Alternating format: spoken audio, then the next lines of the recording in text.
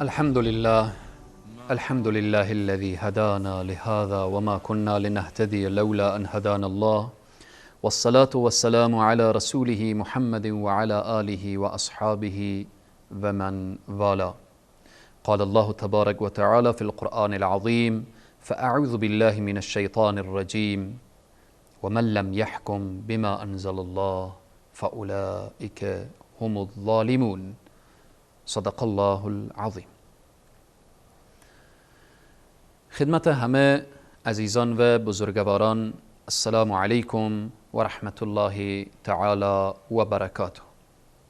همه شما عزیزان و بزرگواران را در این برنامه‌ای که از خود شماست، برنامه الگوهای هدایت، برنامه‌ای که ما باید الگوهای خود را بشناسیم با چه کسانی اقتدا کنیم، همه شما عزیزان را خوش آمدید میگویم.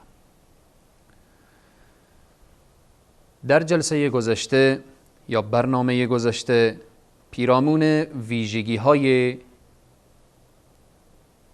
قضات دوران سیدنا عمر مختصراً 5 ویژگی را اشاره کردیم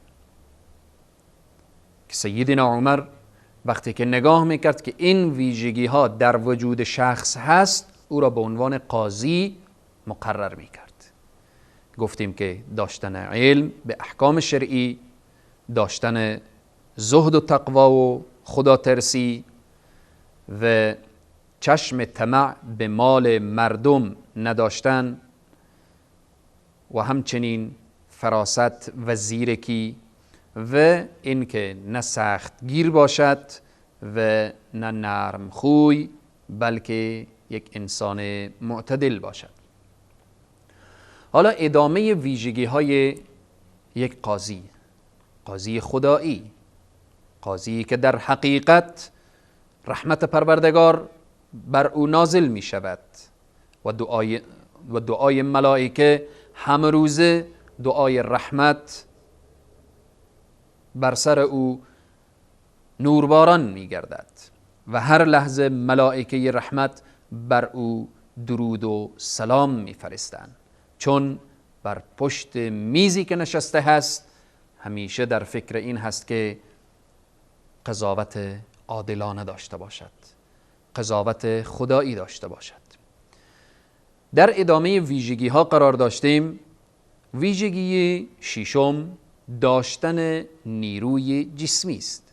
سیدنا عمر رضی الله تعالی عنه یکی از ویژگی های دیگری که قاضی باید داشته باشه این که چنان نیروی جسمی و قوت جسمی داشته باشه که اگر مجرمی و فاسقی زمانی که قاضی را میبیند اندام به اندام فاسق بلرزد، از هیبت حتی هیکل ظاهری قاضی.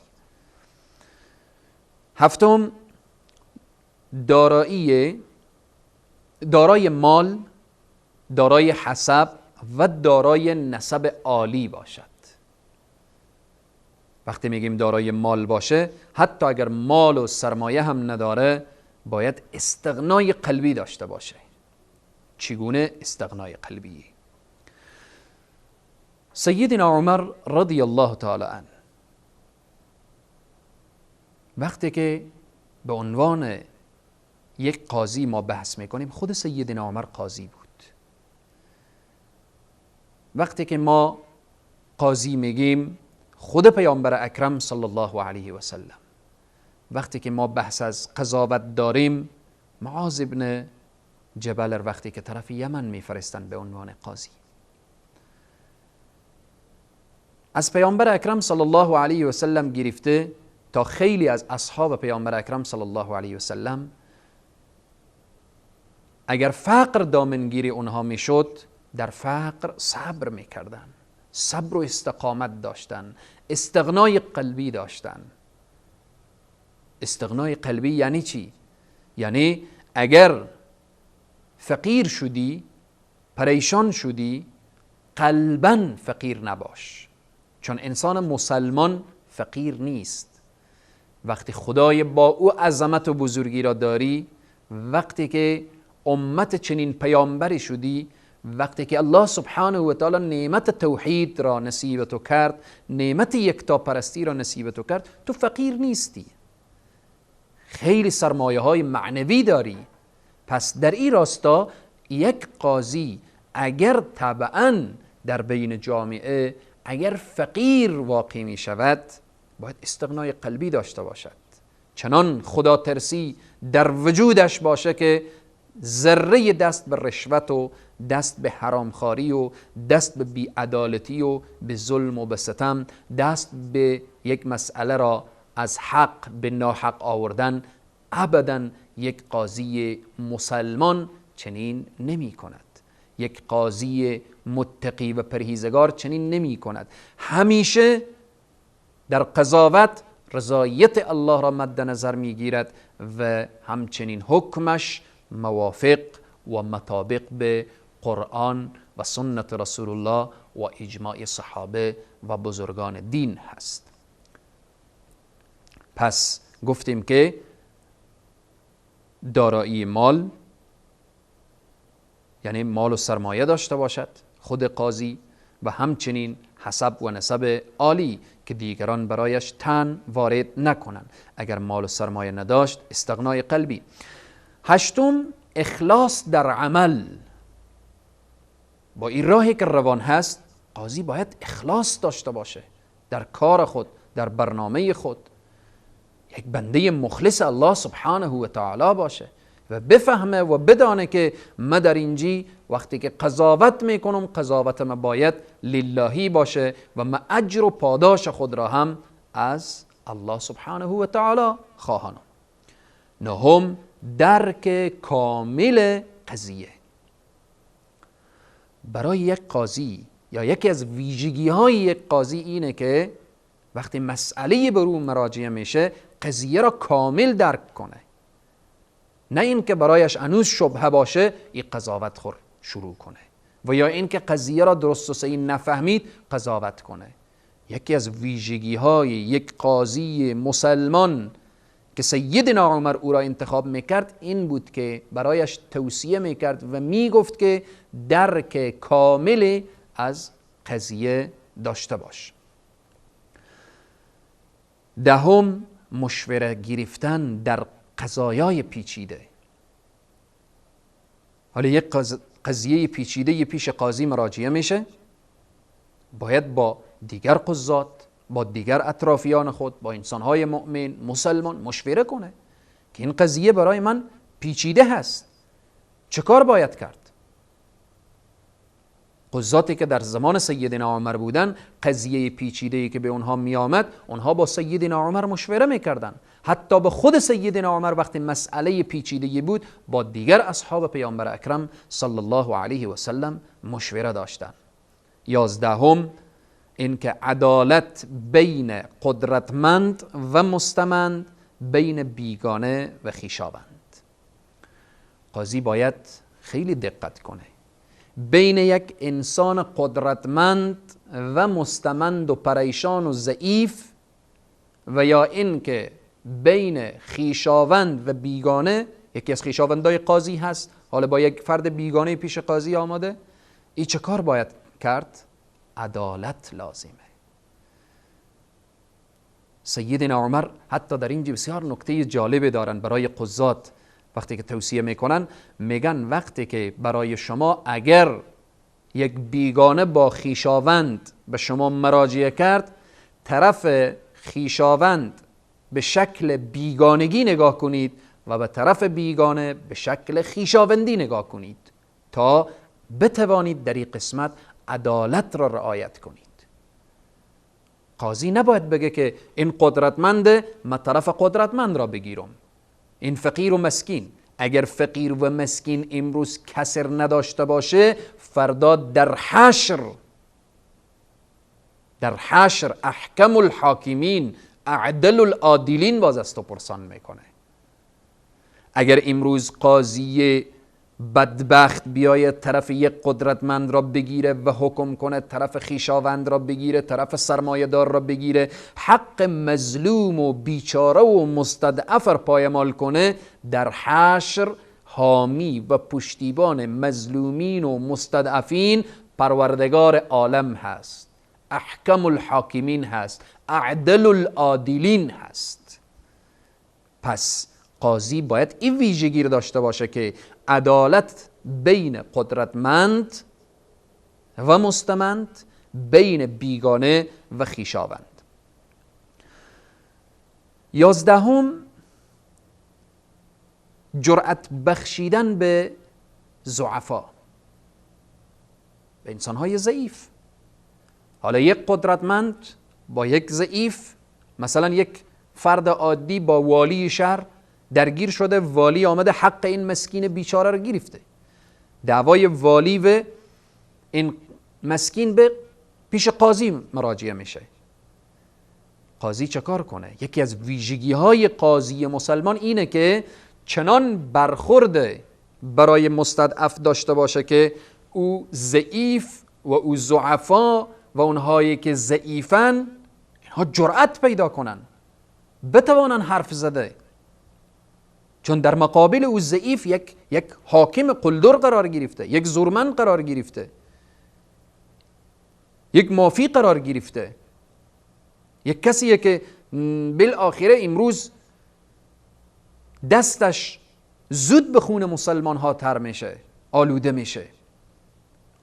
یک قاضی مسلمان باید چنان برخوردی داشته باشه که او مستضعف، او ضعیف باید جرأت پیدا کنه که بتوانه درست و صحیح حرف زده. او ضعیف بفهمه که این محکمه‌ای که قانون، در اینجا قانون الهی است، در اینجا قانون خدایی است، اینجا حق به حقش سپرده میشه، حق به حقدار میرسه. این ویژگی 11. ویژگی 12 داشتن سعی صدر. چگونه سعی صدر داشته باشه یک قاضی؟ این قاضی های سیدنا عمر باید دارای چنین ویژگی هایی می بودن که سیدنا عمر اونها را استخدام میکرد، به خدمت دین خدا قرار میداد. داشتن سعی صدر یعنی زود عصبانی نشه، زود عجله نکنه، با عجله حکم نکنه که من کار دارم، من مصروفم، من جایی میروم و بالاخره قضاوت عجولانه داشته باشه، عصبانی نشه. 13 داوری بر اساس ظاهر امر. چگونه؟ یکی دیگر از ویژگی های قاضی اینه که داوری بر اساس ظاهر امر باشه، یعنی در پیش قاضی گفته نشه که نیت شخص چنین بوده، یا فلانی به حضور قاضی بگه نیت من چنین بود. نیت ها با الله سبحانه و تعالی ارتباط داره، مسائل قلبی با الله سبحانه و تعالی ارتباط داره، ولی قاضی که قضاوت میکنه باید که آنچه که و آن اموری که ظاهرا دیده میشه و شواهدی که میآیان شهادت میدن، قاضی باید بر همان اساس باید که حکم کنه. 14 سعی بر ایجاد صلح و آشتی. قاضی باید همیشه در تلاش باشه که از یک راه بین اشخاصی که دعوا صورت گرفته صلح بیایه، آشتی بیایه، مهر بیایه، محبت بیایه. این از ویژگی یک قاضی باید باشه. 15 اجتهاد در جایی که نص وجود داره جایز نیست. برای یک قاضی مسلمان وقتی که میبینه که الله سبحانه و تعالی چنین حکم کرده، پیامبر اکرم صلی الله علیه و سلم چنین حکم کردن، الله سبحانه و تعالی حکمش چنینه، رسول الله صلی الله علیه و سلم چنین، بالاخره حکم خدا و پیامبر چنین هست، اینجا قاضی دیگه حق نداره بگه که به ماده چند فلان قانون چنین آمده. در مقابل نص وقتی خداوند گفت چنینه، وقتی خداوند گفت السارقة والسارق السارق و السارقة فاقطعوا ایدیهما، وقتی الله سبحانه و تعالی گفت که الزانیة و الزانی فاجلدوا كل واحد منهما، اینها حکم پروردگار عالم هست. اینجا دیگه قاضی حق نداره بگه که به ماده چند فلان قانون چنین ذکر شده که چنان شده و چنان. چون و چرا قاضی نباید در مقابل نص، در مقابل قول خدا و در مقابل قول پیامبر اکرم صلی الله علیه و سلم. این به طور خلاصه و فشرده 15 ویژگی قضات که سیدنا عمر وقتی که شخص با این ویژگی ها بود او را به سمت قضاوت قرار می دادن. پس کسی که دارای چنین ویژگی های بود او مسند قضاوت بر او مبارک باشه، رحمت پروردگار عالم بر اوست. اگر قاضی دارای چنین ویژگی هایی که بیان شد نبود، خودش باید بدانه که لعن و نفرین پروردگار عالم، ملائکه، انس و جن همه بر او فرستاده میشه. و همچنین پیرامون والیای دوران سیدنا عمر رضی الله تعالی عنه یا استانهای دولت اسلامی یا شهرهای دولت اسلامی و ویژگی‌های والیان دوران سیدنا عمر که چگونه بود، ویژگی‌های والیان را بعد از یک میان برنامه انشاءالله بیان خواهیم کرد.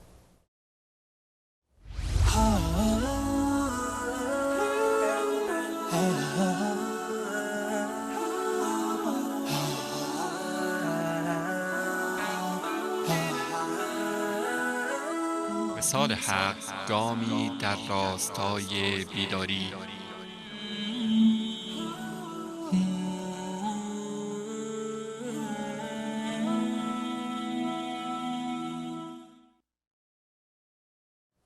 مجددا السلام علیکم و رحمت الله تعالی و برکاته.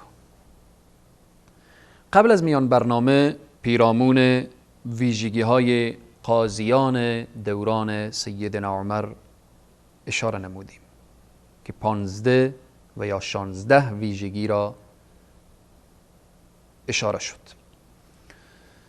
حالا پیرامون استانها و یا شهرهای که در دوران سیدنا عمر رضی الله تعالی عنه بود و سیدنا عمر در این شهرها والیان را میفرستادن و برای والیا هم شرط و شرایط و ویژگی های باید تعیین میشد.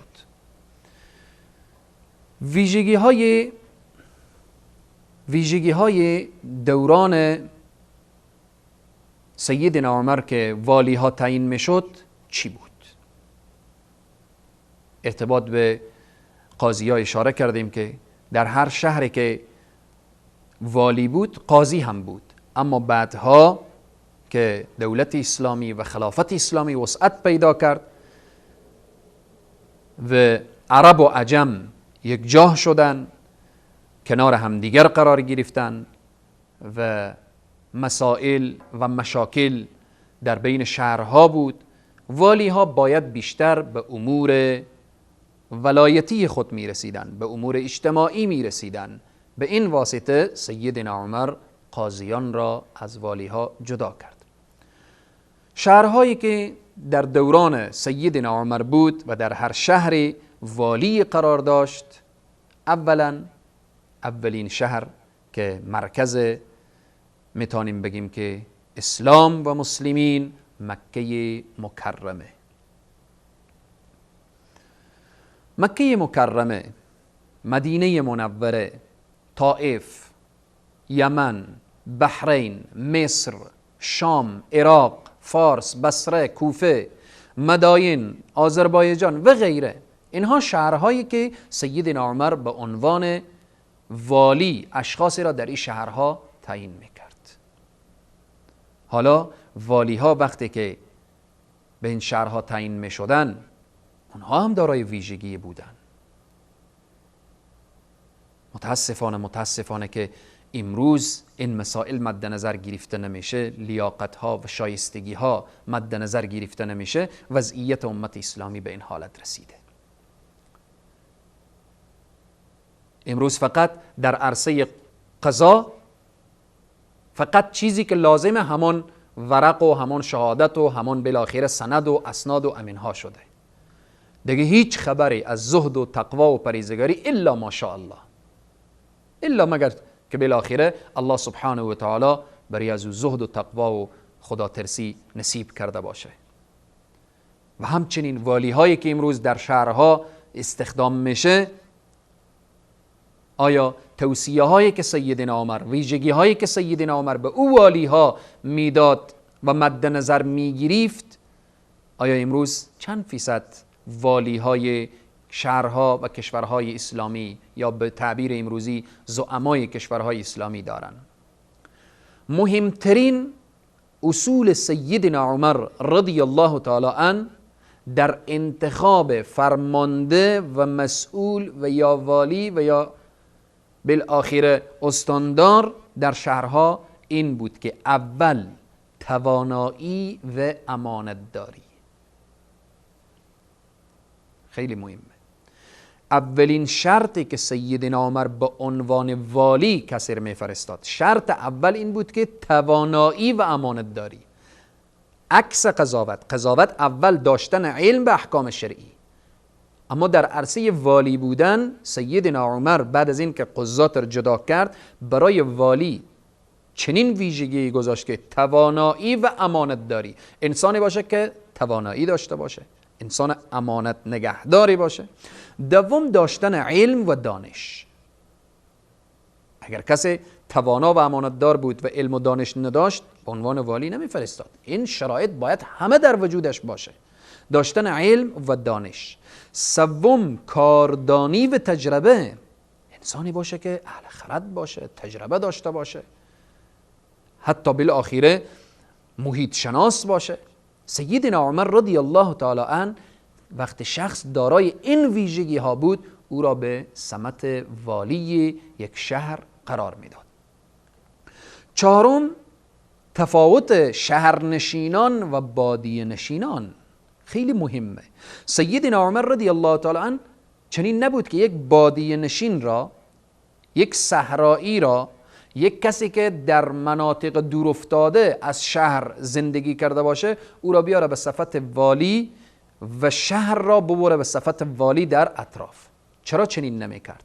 بادیه نشین را در بادیه نشین والی میکرد، شهرنشین را در شهر وظیفه میداد، تا اینکه والی از عرف و عادت منطقه خبر داشته باشه، بفهمه که این مردم چگونه برخورد دارن، چگونه تکلم میکنن، چگونه عنعنات دارن و چگونه و بالاخره با اینها باید زندگی کرد. این یکی از ویژگی های والیان دوران سیدنا عمر که تفاوت شهرنشینان و بادیه نشینان. اینها باید که شهرنشین در شهر وظیفه بگیره، بادیه نشین در بادیه، صحرانشین در صحرا، تا اینکه بتانه وظیفه و مسئولیت خود درست و صحیح پیش ببره. پنجم داشتن حس رأفت و شفقت. کسی که به صفت والی انتخاب میشد باید انسان مهربانی باشه، با زیر دستان خود رحم داشته باشه، شفقت داشته باشه و مهربان باشه. ششم به خویشاوندان خود وظیفه نمیداد. سبحان الله. سیدنا عمر رضی الله تعالی عنه برای خویشاوندان خود هیچ وقت وظیفه و مسئولیت به صفت والی نمیفرستاد، مسئولیت نمیداد، الا که مگر لیاقت و شایستگی داشته باشه. وقتی لیاقت و شایستگی داشت، سیدنا عمر لیاقت و شایستگی مد نظر می گرفت، نه اینکه قوم و خویشاوند. در دوران سیدنا عمر فقط ضوابط قانون بود، نه روابط. کسی با کسی رابطه نداشت که فلانی به چکاکای فلانی هست باید در فلان سمت قرار بگیره، فلانی وزیر شد باید اطرافیان اقوام و خویشاوندانی باشن. سیدنا عمر به اقوام و خویشاوندان خود وظیفه نمیداد و اگر یکی از اقوام و خویشاوندانش در دولت و حکومت و نظامش کار میکردن، نظر به لیاقت و شایستگی بود، نه نظر به قومیت و اینها. هفتم، کسی که طلب مسئولیت میکرد سیدنا عمر به او وظیفه نمیداد. الله اکبر. کسی که می آمد میگفت که یا امیرالمؤمنین، من دوست دارم والی فلان منطقه بشم، ولسوال فلان منطقه بشم، مسئولیت فلان منطقه را به دوش من و بالاخره سرپرستی فلان منطقه به دست من، سیدنا عمر او جا در جا رخصت میکرد. تو که در طلب آمدی، تو حتما مقصد و یک مدعا داری، یک هدف داری، بگذار که دیگران بیاین از تو طلب بکنن و تو را به عنوان مسئول خود قرار بدن. هشتم، قبل از استخدام شخص سرمایه شخص را حساب میکرد. چقدر سرمایه داری؟ چند شتر داری؟ چقدر پول داری؟ چقدر پول در بانک ها داری؟ شرایط امروزی یک شخص میبینیم هیچ سرمایه نداره، امروزه رفت والی شد، 2 سال بعد میلیون ها سرمایه در بانک ها داره. یک شخص وزیر شد، میبینیم سرمایه عجیب و غریب داره. سیدنا عمر قبل از این که شخص استخدام کنه و به عنوان والی تعیین کنه و به عنوان یک مسئول در جای تعیین کنه، سرمایه اش را حساب میکرد، در دفتر مینوشت و بالاخره تا روزی که از ولایت پس بشه، از والی بودن پس بشه، باز سنجیده میشد که چقدر سرمایه داره. امروزه همین کار میشه. البته در ابتدا یک سنجیده میشه که چقدر سرمایه داره، در انتها دیگه بحثی نیست که این شخص چه کار کرده و به کجا رسیده و سرمایه از کجا آورده. نهم، توصیه سیدنا عمر رضی الله تعالی عنه برای والیان. وقتی میگیم والیایی که دارای این ویژگی ها باشن، توانایی و امانتداری، داشتن علم و دانش، بالاخره کار و تجربه، هر کس در محیط، شهرنشین در شهر و بالاخره بادیه نشین در صحرا و اینها، و همچنین حس رأفت و شفقت و اینها، سیدنا عمر برای والی ها توصیه می کند. وقتی که شخص میره به صفت والی، توصیه سیدنا عمر چیست؟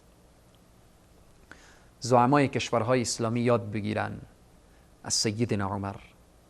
تو کسی که میگی من مسلمانم، امروز رئیس جمهور شدی، امروز پادشاه شدی، امروز بالاخره حالا با قدرت رسیدی، لحظه زندگی سیدنا عمر را مطالعه کن. تو هم رئیس جمهور، تو هم پادشاه، تو هم مسلمانی، همین توصیه ها را برای خود و برای والیان خود داشته باش. سیدنا عمر برای والیان خود چی توصیه میکند؟ برای کارمندان خود، خصوصا به اونهایی که به مقامهای والا و بالا و بالاخره درجه اول قرار دارن، سیدنا عمر اولین توصیه برای والیان زهد و تقوا و خدا ترسی و بی‌رغبتی از دنیا، اونها را توصیه میکنه. زاهد باشید، پرهیزگار باشید، متقی باشید، این دنیا جایی نیست، رغبت به دنیا نداشته باشید، بی‌رغبت باشید. توصیه سیدنا عمر به ورای والی که او را به طرف بصره و کوفه و به طرف شام و مصر و فارس و اینها میفرستاد. دیگر این که سیدنا عمر برای والیان میگفت متواضع باشید، تواضع و فروتنی داشته باشید. دیگر این که احترام به یک دیگر داشته باشید. یعنی شما وقتی که والی شام هستید، والی مصر هستید، والی یمن هستید، والی مکه هستید، والی بصره هستید، کوفه هستید، شما با همدیگر احترام داشته باشید، احترام به همدیگر. همه شما در زیر یک چتر که او هم اسلام و قرآن هست زندگی میکنید. این توصیه سیدنا عمر. دیگر این که توصیه میکرد توجه به مسائل دینی داشته باشید. والی، یک زعیم، یک مسئول، وقتی او توجه به مسائل دینی داشته باشه، طبعا مردم از هر طرف جمع میشن و با ذوق و با شوق و اینها مسائل دین و احکام دینی رو پیش میبرن. دیگر این که سیدنا عمر توصیه میکرد تبلیغ و گسترش دین اسلام را داشته باشید. هم والی باش، هم مبلغ دین باش. والی که از دین بگه، والی که از اسلام بگه، وزیر که از اسلام بگه، رئیس جمهور که از قرآن بگه، رعیت طبعا همه سمعنا و اطعنا میگن، همه به جان و دل میپذیرن و همه در بین همدیگر دعوت و تبلیغ دین را شروع میکنن. دیگر این که سیدنا عمر رضی الله تعالی عنه برای والیان تأکید و توصیه میکرد اقامه نماز.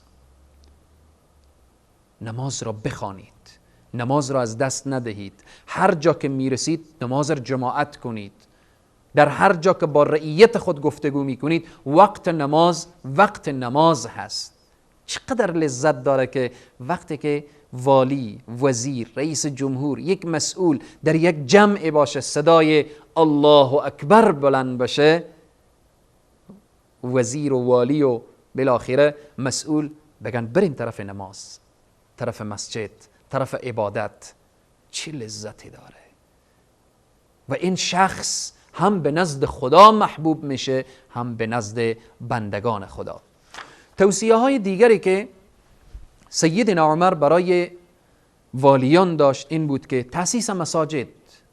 در هر شهری که قرار دارید مساجد را آباد کنید، مسجد بسازید، چون مسجد و جایگاه مسجد خلاصی و اینه که مکان ارتباط دهنده بندگان خدا با الله سبحانه و تعالی ای آباد باشه. توصیه دیگر این که رسیدگی به امور حج، در هر شهری که قرار دارید زمینه حج را فراهم کنید که بندگان خدا به طرف خانه خدا با ذوق و شوق و با اطمینان کامل به سرزمین حرمین بیایند. توصیه دیگر اجرای مجازات شرعی، قانون خدا را اجرا کنید. سیدنا عمر به والی ها می گفت. دیگر این که تأمین امنیت در جامعه، توصیه سیدنا عمر بود. در جامعه که شما قرار دارید امنیت را به وجود بیاورید، دست دزد را قطع کنید، دست ظالم را از سر مظلومین قطع کنید. اونهایی که نظم و نظام و امنیت جامعه را به هم میزنن اونها را مجازات کنید. توصیه سیدنا عمر برای والیان. دیگر این که جهاد در راه الله سبحانه و تعالی داشته باشید. خلاصه این که سیدنا عمر به والیان میگفت خود را خادم مردم بدانید. نگویید من والی هستم، من وزیر هستم، من حاکم هستم، من فلان هستم و فلان هستم. شما که در مسئولیت قرار میگیرید شما خادم هستید، خدمتگار مردم باشید. و این که فرق نگذارید بین عرب و عجم. و توصیه اخیر این که تلاش کنید به عمران و آبادانی، یعنی در شهرها کوشش کنید که هم امنیت بیایه و هم شهرها را آباد کنید. خواهر مسلمان، برادر مسلمان، دوران سیدنا عمر را که ویژگی هایی که برای قاضی ها سیدنا عمر تعیین کرده بود و اختصاص داده بود شنیدید. ویژگی هایی که یک والی مسلمان که در شهر به عنوان والی و مسئول قرار میگیره اینها را هم شنیدید. امیدوارم که این ویژگی هایی که سیدنا عمر برای قضات و برای والیان شهرها بیان کرد و تعیین کرد، همه قضات ما و اونهایی که در سمت ولایت و وزارت و به هر مسئولیتی که قرار دارن بشنون و سیدنا عمر را و گفتار سیدنا عمر را و توصیه های سیدنا عمر را سرمشق زندگی خود قرار بدن. الله سبحانه و تعالی همه ما و شما پیرو واقعی اصحاب جلیل القدر، خصوصا پیرو واقعی خلفاء الراشدین بگرداند. تا برنامه بعد که انشاءالله مراقبت سیدنا عمر از والیان، چگونه از والیان خود مراقبت می کرد و برنامه بعد انشاءالله بیان می شود. تا برنامه بعد شما را به خداوند کریم و رحیم می سپارم. والسلام علیکم و رحمت الله تعالی و برکاته.